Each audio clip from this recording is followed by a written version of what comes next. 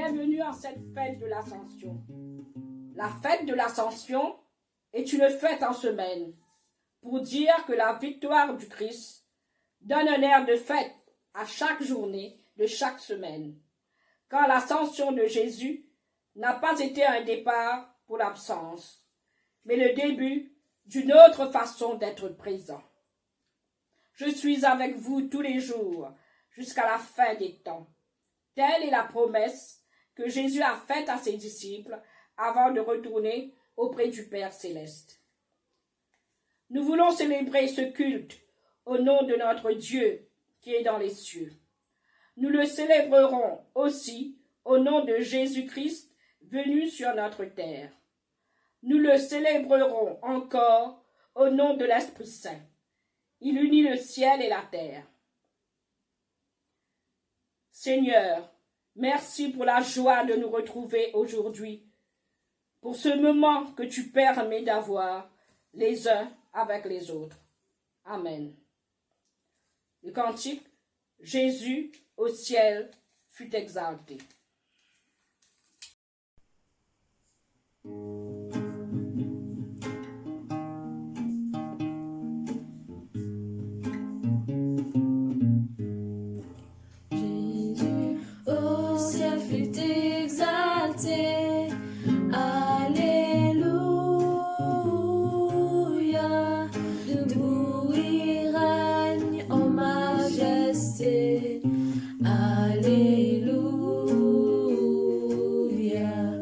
Dieu l'a fait, Seigneur et roi. Alléluia. Lui qui jadis fut mis en croix. Alléluia. Levant les mains, il nous bénit. Alléluia. Il nous promet le Saint-Esprit. Alléluia. Toute puissance est en sa main. Alléluia. Hier, aujourd'hui, pour demain. Alléluia.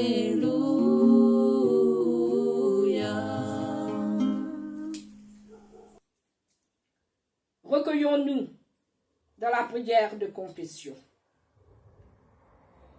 Ô Dieu, source de la vie, nous venons à toi au cœur de la semaine parce que nous voudrions retrouver le cœur de notre vie. Nos jours sont marqués par le stress et par l'agitation. Nous tentons de réaliser quelque chose et nous sommes vite à bout de souffle. Si quelqu'un fait appel à nous, nous sommes désorientés et sans moyens. La multiplicité de nos actes nous écrase, car nous ne savons distinguer ce qui est vraiment important de ce qui est moins. C'est pourquoi nous t'en prions. Seigneur, aie pitié de nous. Fais-nous connaître notre péché. Dans ton amour, tu viens à nous.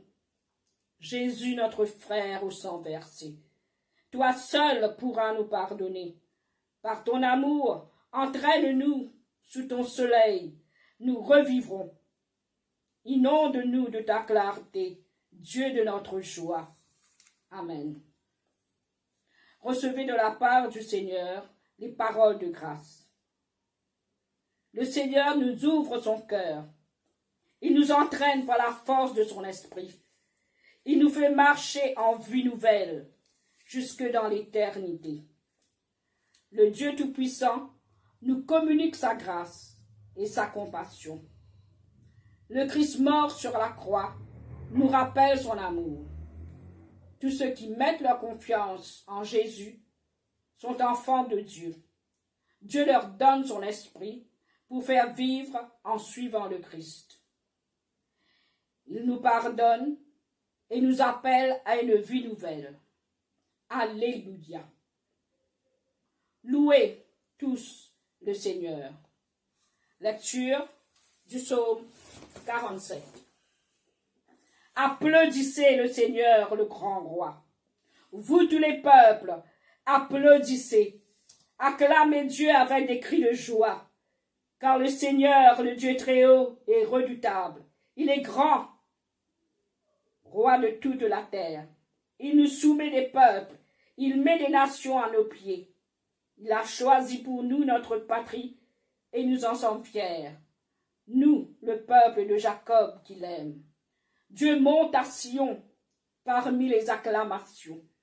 Le Seigneur arrive au son du cor. Célébrez Dieu en musique. Célébrez-le. Célébrez notre roi. Célébrez-le, car le roi de toute la terre, c'est Dieu. Célébrez-le par le chant le plus beau. Dieu règne sur les nations. Il siège sur son trône divin. Les princes des nations se joignent au peuple du Dieu d'Abraham, car c'est de Dieu que dépendent les rois, les protecteurs de la terre. Il est au-dessus de tout.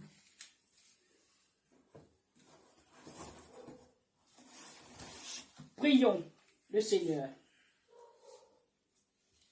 Seigneur, nous te remercions pour l'ascension qui n'est pas un abandon, mais qui dégage un espace de liberté et de responsabilité pour chacun. Nous te remercions pour l'ascension qui ouvre un temps pour l'Esprit. Père de Jésus-Christ, aujourd'hui, tu accueilles ton Fils dans la gloire et nous partageons sa joie. C'est aussi notre joie de t'avoir pour Sauveur, et c'est une joie plus grande encore de savoir qu'il reviendra pour que nous vivions près de lui dans ton royaume. Que cette joie nous habite déjà, puisqu'il est avec nous tous les jours et qu'il fait de nous des messagers de la bonne nouvelle de ton amour. Par Jésus le Christ, notre Seigneur, notre avocat et notre médiateur. Amen. Nous prenons le cantique, chantons, chantons sans cesse.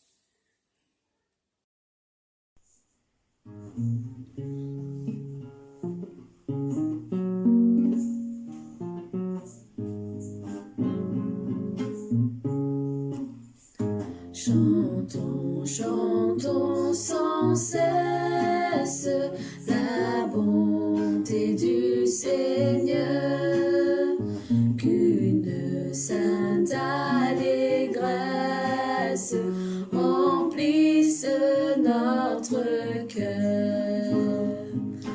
Un salut éternel est descendu du ciel. Nous avons un sauveur, nous avons un sauveur, vers le trône de grâce. Si nous levons les yeux, nous rencontrons la face d'un sauveur glorieux. Il est notre avocat, pour les siens il combat, toujours victorieux, toujours victorieux. Bientôt vêtu de gloire, du ciel il reviendra, consommant sa victoire, il nous affranchira.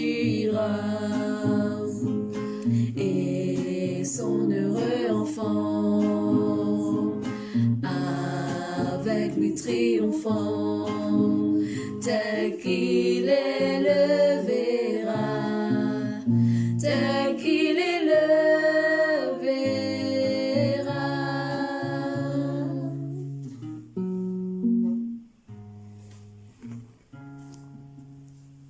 Chers frères et sœurs, au moment de lire la parole de Dieu, Unissons-nous dans la prière d'illumination. Notre Dieu, notre Père, nous te remercions pour cette parole que tu nous as donnée. Nous te demandons de nous éclairer au moment de la lire, afin de mieux comprendre ce que tu veux nous dire à travers cette parole. Et surtout, Seigneur, afin que tu éclaires notre vie, pour que nous puissions à notre tour apporter ta bonne nouvelle à tous ceux et à toutes celles qui attendent de la recevoir. Dans le nom de Jésus, nous t'avons prié. Amen.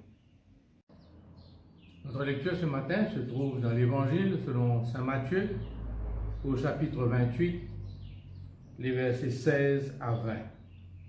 Jésus se montre à ses disciples. Les 11 disciples partent pour la Galilée. Ils arrivent sur la montagne où Jésus leur avait dit d'aller. En voyant Jésus, ils l'adorent, mais certains hésitent à croire. Jésus s'approche et leur dit, « J'ai reçu tout pouvoir au ciel et sur la terre. Allez chez tous les peuples pour que les gens deviennent mes disciples.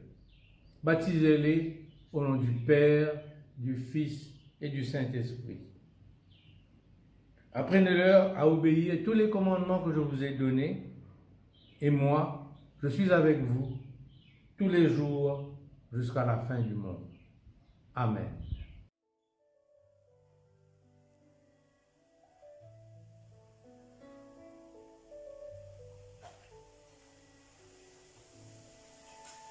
Frères et sœurs en Christ, depuis 40 jours, Jésus est sorti du tombeau et maintes fois, il s'est montré aux disciples. L'Évangile nous raconte quelques apparitions, mais il est certain que toutes ne sont pas dites. Cette dernière apparition revêt une solennité spéciale et l'Évangéliste nous dit que seuls les apôtres en furent témoins.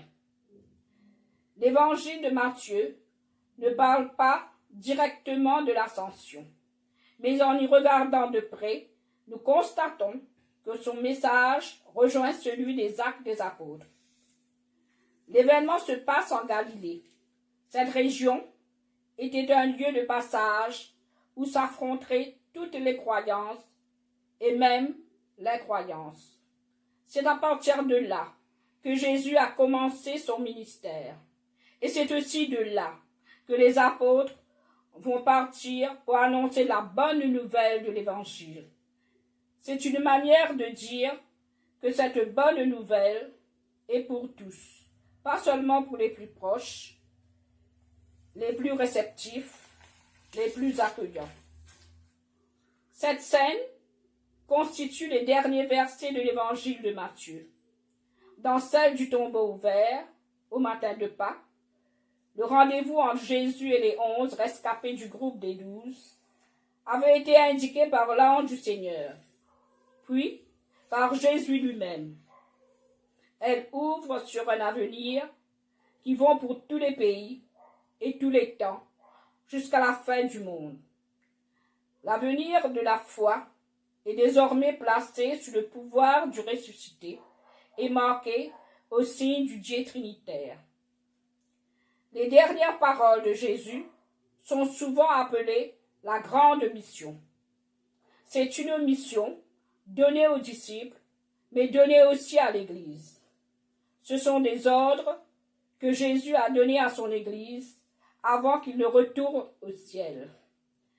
Jésus a accompli sa mission sur la terre et maintenant, il donne une mission à ceux qui restent, ses disciples, et à ceux qui vont suivre les disciples dans les années et les siècles à venir. Les nouveaux disciples. Il y a des choses que Jésus veut que son Église fasse. La première partie de la mission universelle, c'est évangélisation. Prenons ce verset, examinons ce que dit Jésus. Allez donc. Allez. Un verbe qui veut dire se mettre en mouvement, marcher, avancer. Un mot simple, mais un mot qui provoque la peur chez beaucoup de chrétiens. Dieu ne m'appelle pas à être missionnaire. Je ne peux pas aller dans un autre pays chaud. Je transpire trop. Je ne peux pas aller dans un pays froid. Je ne supporte pas le froid. Je ne parle pas très bien l'anglais. N'ayez pas peur. Jésus ne demande pas de tout le monde quitte son pays pour aller à l'autre bout du monde. Dans tout ce que vous faites, où que ce soit que vous iriez, où que vous vous habitiez, où que vous travaillez, engagez-vous à faire des disciples. Bien que le monde ait besoin de chrétiens qui restent là où ils sont et proclament Jésus là où ils sont. Nous sommes voyés ensemble, quand nous affrontons les défis ensemble, nous sommes forts. Nous découvrons des ressources que nous pensions pas avoir. Jésus n'a pas appelé les apôtres pour qu'ils vivent isolés. Il les a appelés pour qu'ils forment un groupe, une communauté fraternelle et accueillante. Porter l'Évangile, c'est porter la force de Dieu pour arracher et démolir le mal et la violence. C'est mettre l'amour là il n'y a que haine, égoïsme et intolérance. À travers nous, c'est le Seigneur lui-même qui agit dans les cœurs des hommes. Nous nous imprégnons de cet amour qui est en Dieu. C'est important quand le monde doit pouvoir découvrir en nous quelque chose de son amour passionné pour tous les hommes. Faites de toutes les nations. L'histoire de l'Église dans le livre des Actes nous montre le début de cette propagation. Les 12 premiers chapitres du livre suivent l'apôtre Pierre qui apporte l'Évangile aux païens, des non-juifs qui auparavant étaient en dehors de l'alliance de Dieu. La deuxième partie des Actes suit les voyages de l'apôtre Paul. Paul a apporté le message de l'Évangile à une grande partie de l'Empire romain. Il a même apporté au cœur de l'Empire à Rome. Quand Jésus a donné ses ordres, il n'a pas dit « Faites des membres de l'Église » ou « Faites des étudiants de la parole » ou « Faites des ouvriers pour beaucoup d'activités ». Un disciple fait tout cela. Il devient normalement membre d'une église. Il devient étudiant de la parole de Dieu. Il travaille normalement dans l'église, mais un disciple, c'est premièrement celui qui suit une personne. Il se consacre à une personne. Il obéit à une personne. C'est Jésus. Les baptisants. Nous n'examinons pas ce que Jésus dit au sujet du baptême aujourd'hui. Le baptême fait partie de ce que Jésus commande. Comment et quand on le fait, c'est une autre question. Pour faire des disciples, alors, il faut que nous allions dans le monde où se trouvent ceux qui ne connaissent pas Jésus. Malheureusement, l'Église insiste trop souvent que le monde vient à elle pour entendre la bonne nouvelle de Jésus. Elle n'est pas toujours prête à aller. Inviter les gens chez nous est plus facile, parce que ce sont eux qui se sentiront un peu inconfortables. Nous sommes chez nous. Est-ce que cela veut dire que nous sommes contre des événements auxquels nous pouvons inviter notre famille et nos amis? Non, pas du tout. Mais ces manifestations ne servent pas à grand-chose si nous ne sommes pas déjà occupés de proclamer Jésus. La grande mission est une mission intentionnée, c'est-à-dire que nous n'allons pas par hasard. Nous devons réfléchir à ce que nous faisons. Nous faisons des disciples en parlant, en proclamant la bonne nouvelle du salut en Jésus-Christ. Un nouveau disciple est quelqu'un qui doit être enseigné. Enseignez-leur. Jésus s'attend à ce que les nouveaux disciples soient formés, qu'ils ne restent pas des bébés dans la foi, qu'ils grandissent, qu'ils apprennent à faire ce que Jésus a commandé. Et le plus important peut-être, qu'ils fassent des disciples. Les disciples d'autres disciples, pour qu'ils puissent faire eux-mêmes des disciples. L'Église est remplie de ceux qui savent travailler. C'est bien, il faut le dire.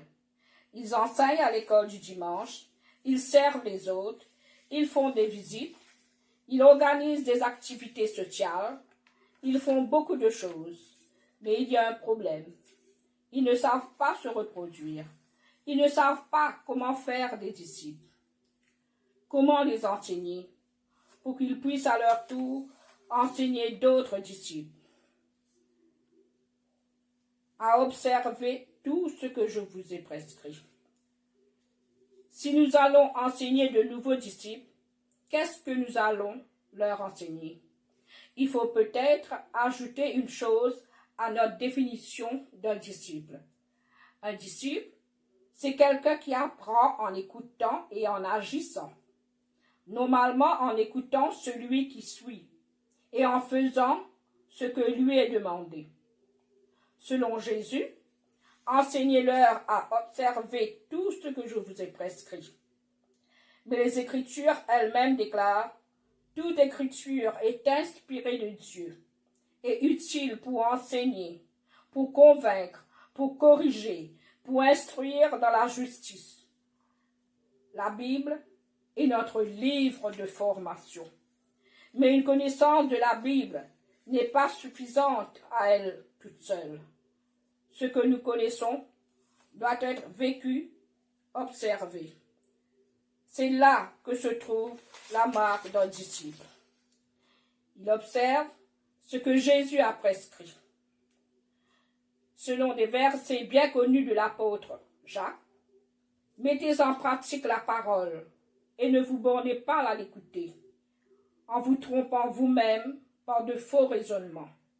Car si quelqu'un écoute la parole et ne la met pas en pratique, il est semblable à un homme qui regarde dans un miroir son visage naturel et qui, après s'être regardé, s'en va et oublie aussitôt quel il était. Une image humoristique qui nous montre l'importance de l'action après la lecture. La mission universelle que Jésus donne à son Église, c'est le fondement de la mission de l'Église. Si nous arrivons à dire « Qu'est-ce que nous allons faire maintenant ?» nous trouverons la réponse ici, dans ces versets. L'évangélisation et la formation. Tout ce que nous faisons dans l'Église doit servir pour accomplir ces deux buts.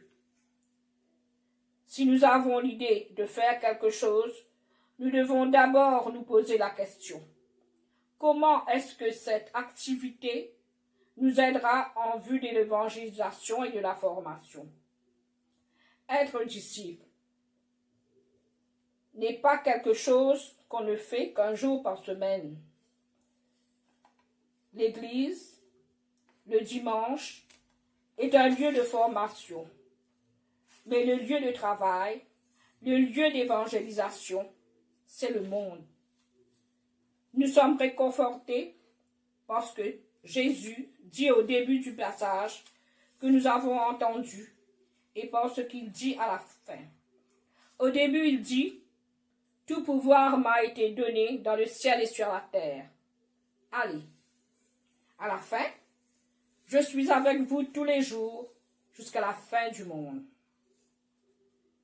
Quand nous faisons des disciples, nous le faisons avec toute l'autorité de Jésus qui nous couvre en tant que celui qui règne dans ce monde, celui qui a tout pouvoir. Il nous envoie comme ses ambassadeurs. Quand je parle avec son autorité et je parle avec ses mots, sa parole. Je ne proclame pas mes propres idées ou ma propre religion. Je proclame celui qui est mort et qui est ressuscité. comme l'apôtre Paul l'a dit, car je n'ai point honte de l'Évangile. C'est la puissance de Dieu pour le salut de quiconque croit. Je crois en ce message parce que je crois en celui qui m'envoie. Comme je l'ai dit, un disciple, c'est quelqu'un qui suit une personne. Puisqu'il a tout pouvoir et toute autorité, j'ai confiance que quand il m'envoie, il sait très bien ce qu'il fait et qu'il me donnera ce qu'il me faut pour accomplir sa volonté. Je suis avec vous tous les jours jusqu'à la fin du monde. Ce sont des paroles qui nous réconfortent. Quand nous nous rassemblons, il est facile de croire que Dieu est là parmi nous. Jésus nous rassure avec ses paroles que quand nous allons, il est avec nous. C'est un fait, une promesse sur laquelle nous pouvons compter. C'est la promesse que Jésus sera avec nous jusqu'à ce que la mission, le travail soit accompli. Après cela, nous serons avec lui dans sa présence pour toujours. L'ascension n'ouvre pas seulement le ciel pour le Christ, mais surtout, elle ouvre le cœur de l'homme pour recevoir l'Esprit Saint. L'ascension ne conduit pas seulement à l'absence physique de Jésus, mais nous conduit surtout à la présence nouvelle du ressuscité. Si le départ d'un être cher est souvent cause de tristesse, le départ de Jésus vers le Père à l'ascension devient pour ses disciples et ceux qui l'aiment une source de joie et d'espérance. Prions. Nous te bénissons, Seigneur Jésus, encore et toujours. Tu es monté au ciel pour nous préparer une place et demeure pour toujours notre frère. Tu nous envoies dans le monde entier témoigner de ton évangile auprès de nos frères et sœurs. Tu demeures avec nous tous les jours jusqu'à la fin. Tu illumines les yeux de notre cœur pour que nous puissions contempler les réalités du ciel. Tu nous donnes de reconnaître ton amour en action sur cette terre parmi les hommes d'aujourd'hui. Amen.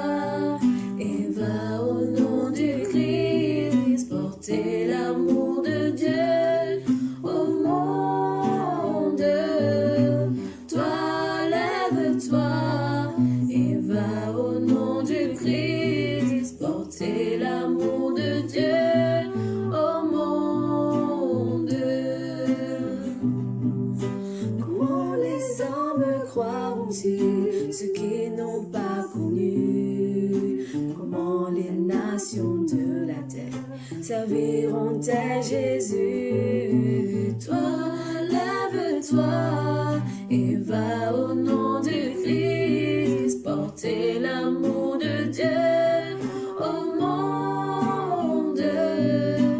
Toi, lève-toi et va au nom du Christ, porter l'amour de Dieu au monde. Comment les pauvres démunis seront-ils rassasiés? Les prisonniers, les réfugiés seront-ils consolés? Toi, lève-toi et va au nom du Christ, porter l'amour de Dieu au monde. Toi, lève-toi et va au nom du Christ, porter l'amour de Dieu au monde.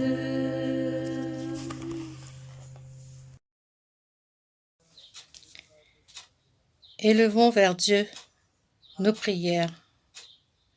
Seigneur, nous te remercions pour l'ascension qui n'est pas un abandon, mais une ouverture.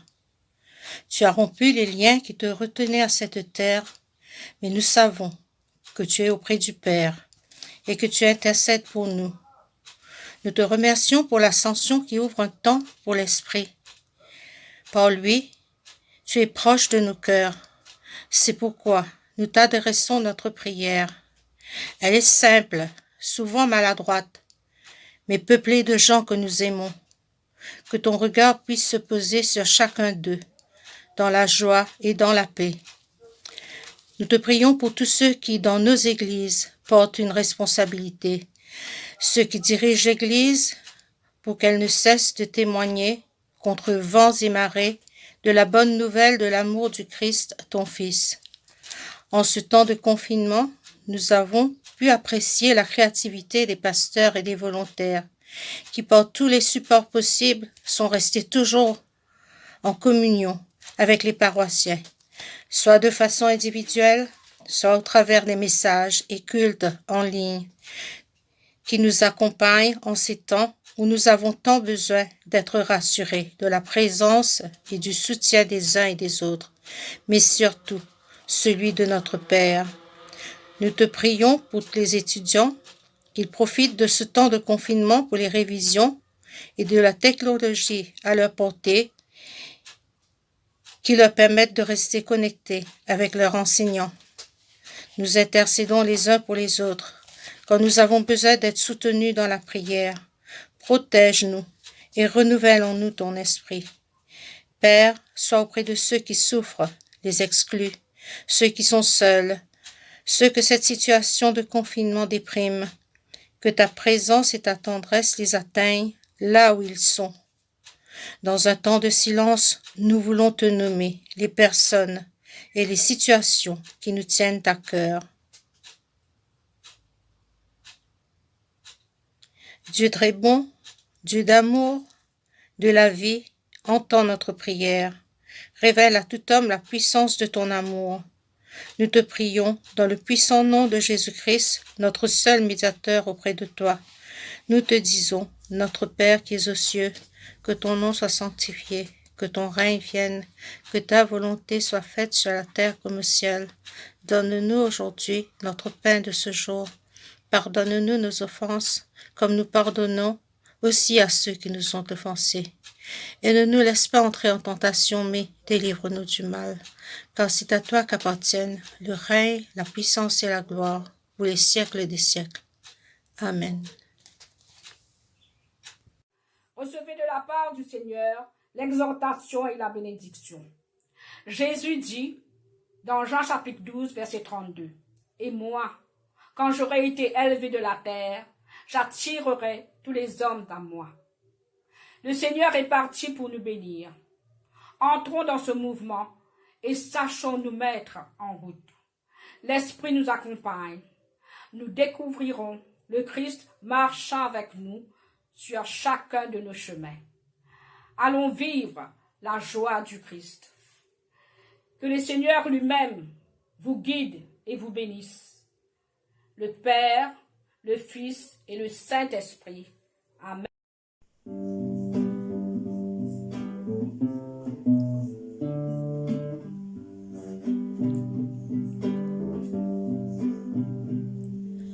Ô paix profonde, Jésus est vivant. Quelle joie inonde le cœur du croyant, rempli d'allégresse, nous pouvons, Seigneur, proclamer sans cesse que tu es vainqueur, Seigneur de gloire. Tout